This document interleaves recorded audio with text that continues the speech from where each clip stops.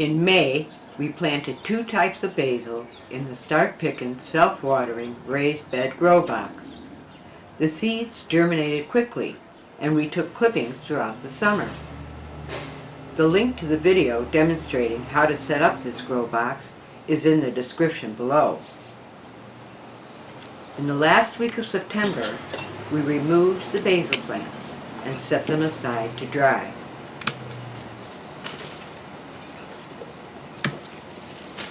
The mulch cover is a little beat up.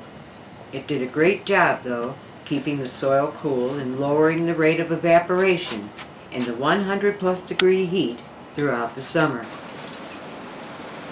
We removed the soil from the container, cleaned all the parts, and prepped it for another planting. Nice. We purchased a second Start Pickin self-watering raised bed grow box, this time from Amazon. I received all the parts and all the directions. The one I purchased in the store was missing the mulch cover, but the manufacturing company sent me one free of charge.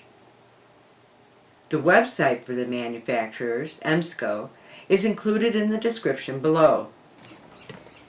The basil in the box was a success. We hope to replicate that success with another herbal planting. We set up the grow box as directed and planted 4 different herbs: parsley, oregano, thyme, and chives. I used dowel rods to mark out each section along with plant markers. In the meantime, we had set up the first box, and this time we planted 2 root vegetables, carrot and radish. Root veggies prefer airy, rock-free soil and need consistent watering. This grow box should provide that environment. A few days later, and as you can see, the seeds are germinating. The radish seed seems to have found its own way around the box, but we do have a carrot coming up in its designated row. It's a promising start.